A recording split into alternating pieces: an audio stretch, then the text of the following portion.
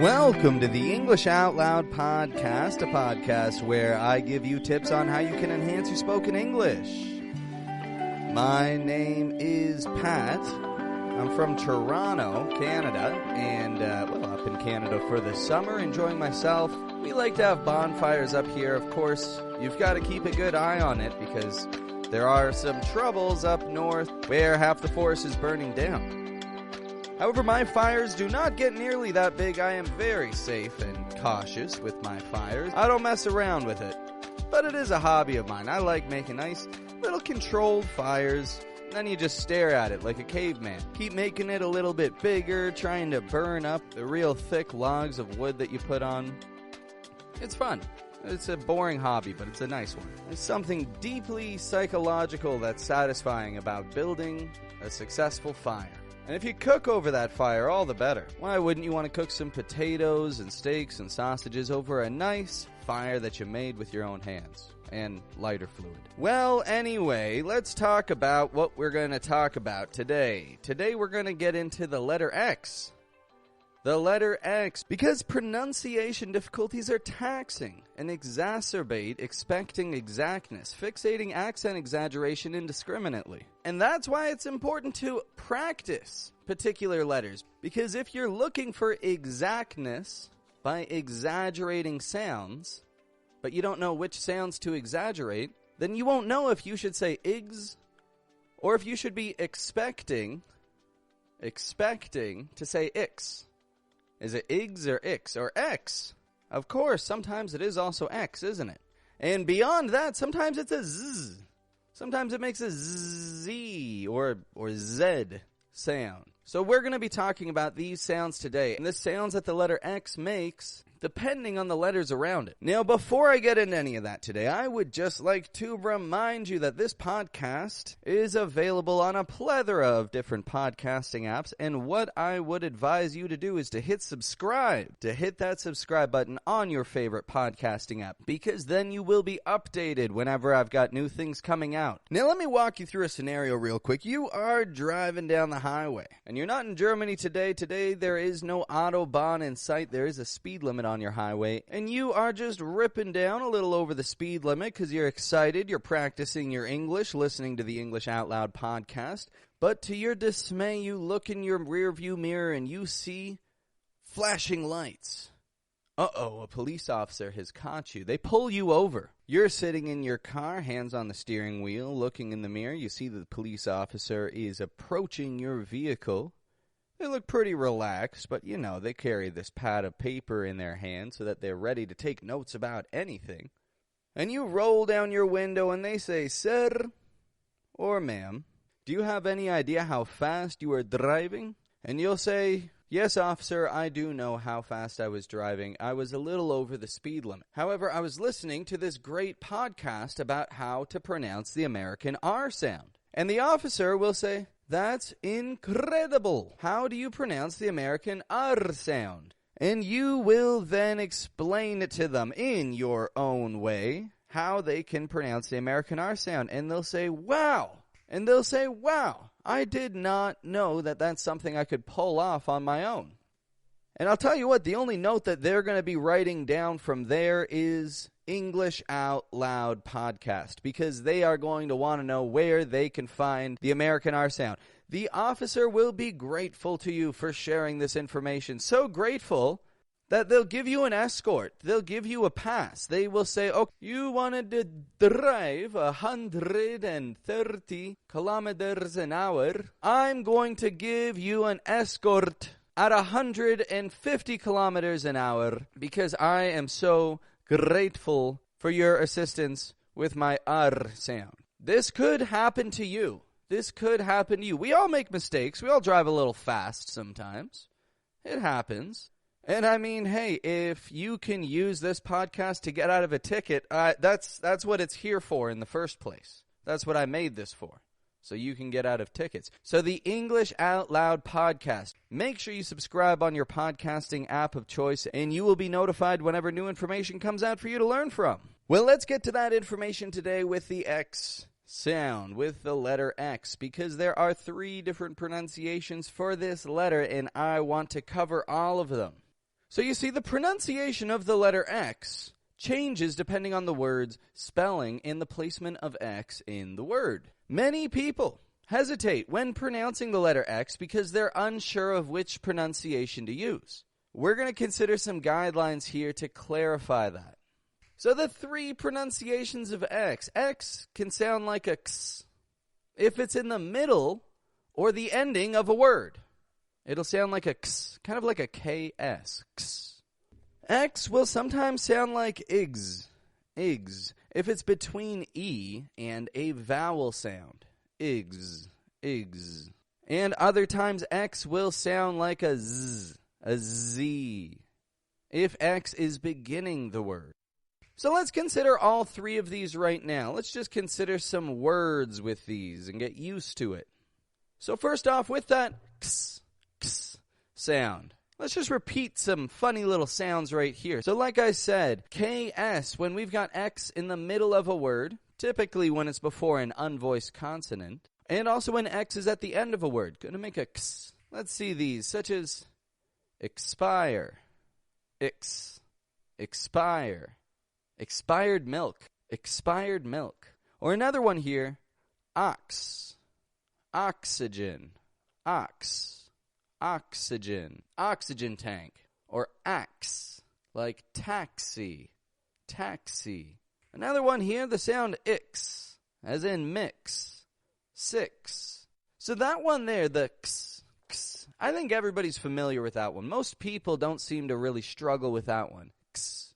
Here's the one that I see a lot of people hesitate with, though, is more the sound igs, igs. Because the trouble with X is not that people won't understand you, it's just that you may hesitate, and it may make your speech sound a little choppy. So some sounds with igs, exam, E-X-A-M, exam, a final exam, final exam, exactly, exactly right, exactly right.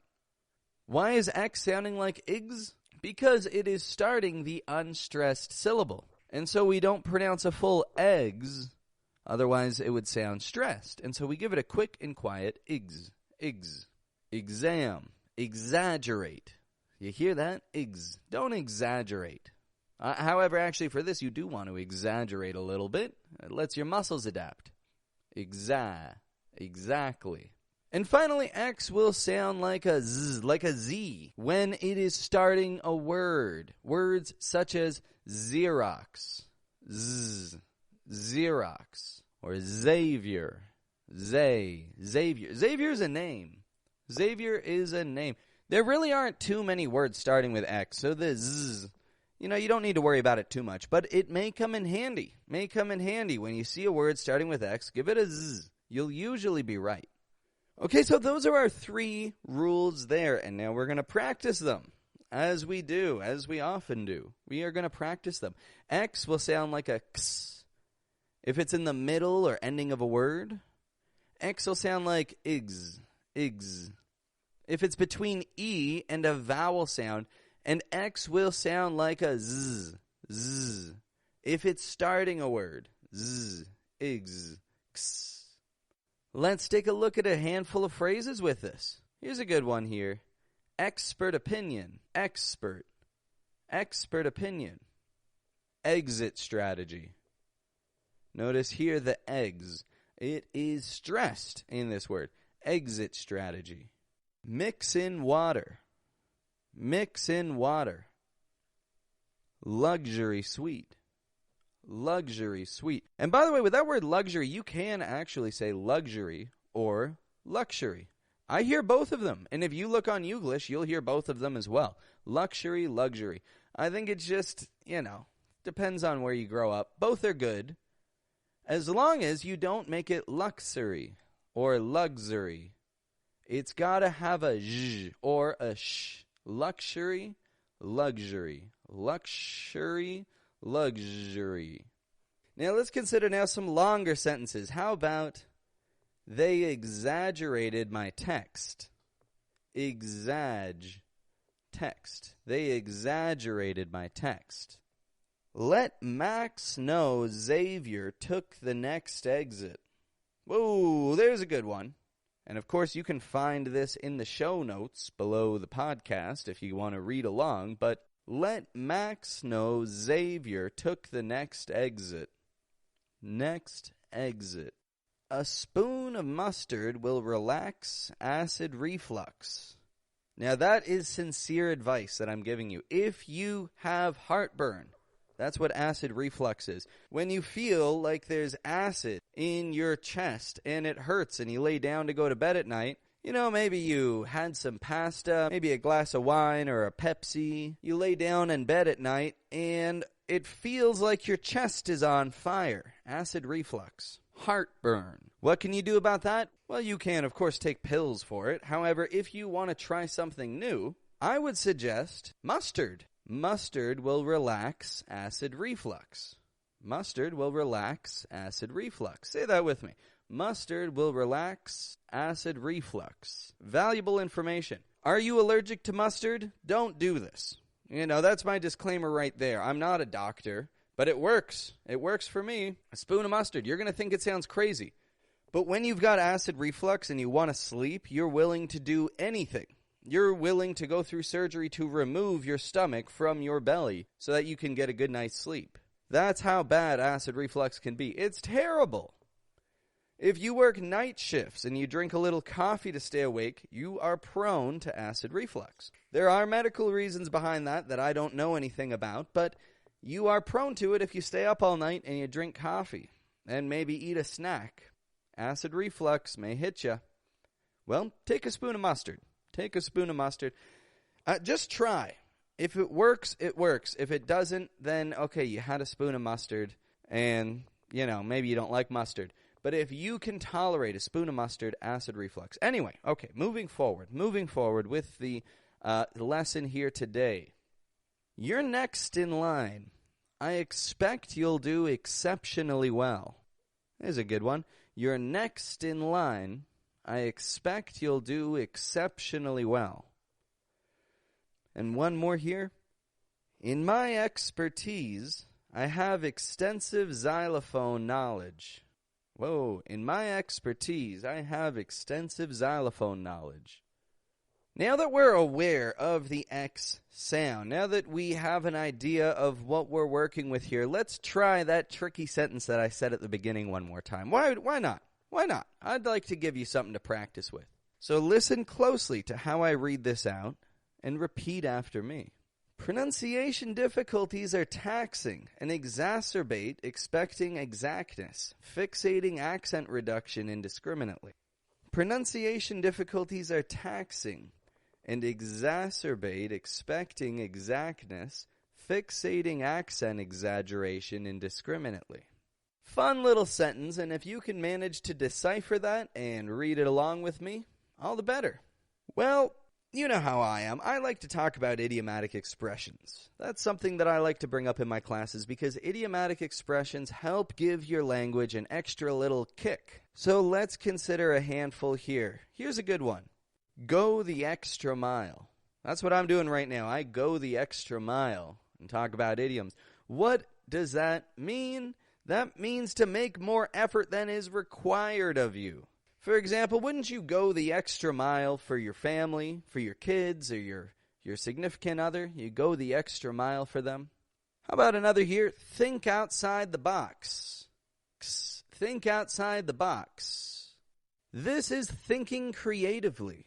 Thinking creatively. You'll have to think outside the box to fix this problem. Think outside the box to fix this problem. Here's another one here. At the expense of someone. At the expense of someone. Expense of someone else. What does that mean? Well, that means to gain something from somebody else's loss. For example, I won a vacation at the expense of my coworkers. Means that something was happening. You won, you got a vacation, and they got to pay for it. Wouldn't that be nice? To win a vacation at the expense of your coworkers? Well, hey, that's what I'm trying to make sure happens by making these podcast episodes. Because when you've got an advantage in your spoken language, then you can win things at the expense of other people. And one more idiomatic expression here. Sit back and relax. Just sit back and relax and enjoy your flight. Means just let someone else do the work. Sit back and relax. Don't get worked up. Don't lift a finger. Sit back and relax. Sit back and relax, buddy. Let me do the work. I like when it's dinner time, I like telling people that. Just, hey, you folks sit back and relax. Let me cook the dinner. You can clean up. Sit back and relax. I'll do the cooking. You clean. And I'll tell you the truth, I make a big mess. I make a big mess when I cook. I use so many bowls and spoons and dishes and pots and pans. I use them all well. I know what I'm doing with them, but I use them all. I make a huge mess when I cook. I'll tidy it up a little bit, but I mean, the truth is, a little secret, you do not want to be cleaning up after me after I cook. I don't want to be cleaning up after me after I cook, and that's why I'll leave it to someone else. But other people, they don't want to cook, right? So I'll tell them, hey, you sit back and relax. I'm handling dinner tonight. And then after dinner, when you really want to sit back and relax, because after dinner you got a nice full belly, you're feeling good. Do you want to go clean? No, you want to chill, you want to relax. And, well, that's what I get to do. And then I get to let other people clean up. Anyway, sit back and relax and keep checking out these episodes to boost up your English. Anyway, that's what we're working with here for today. The X. Sometimes it'll sound like a X.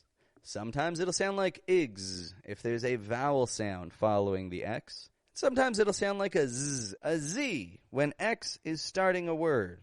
So I hope that you've taken something away from this today. I hope that everybody listening has had something of value to pull out of this episode. Because if you get the letter X right and your friends or coworkers just can't get the hang of it, well, aren't you going to feel good about your English, right? And like I said, this can also get you out of speeding tickets on the highway. So make sure that you practice the letter X often. Anyway, I'm going to get to wrapping this one up for today. The date is Friday, July 30th. Today I had an interview with a very nice lady named Bianca, who was an absolute delight to speak with. We chatted for a good amount of time about our experiences, traveling, teaching, learning. So make sure that you check that out because Miss Bianca knows a whole lot about accent learning, and she has some great tips and resources on how you can take things to another level. So make sure that you hit that subscribe button so that you can see as soon as I've got my interview with Bianca up. Just sit back and relax. Enjoy. Just enjoy. Anyway, thank you for tuning on in today. This has been a wonderful chat, and I very much enjoyed myself with it. I hope that you've learned a lot about the X. I hope that you feel more confident in your English, and I hope that you feel like you want to listen to another episode because I've got a ton of these episodes out now. And this, like I said, this isn't stopping anytime soon. I've got a lot more I want to release in the days to come. Anyway, have a wonderful day. Enjoy your breakfast. If you're eating breakfast, if you're sipping on coffee, enjoy your lunch. Enjoy your dinner. Enjoy your drive. If you're driving, enjoy cleaning. And if this is in the background and you're there sweeping the kitchen, see, I'm always thinking about the kitchen. Always thinking about food in the kitchen. If you're sweeping up your kitchen, enjoy it. Enjoy it. Because is it not satisfying after sweeping and mopping and you look at your floor and it's extra bright and it smells nice? And, oh, what a treat. So make sure that you enjoy yourself. And beyond all that, have a good one.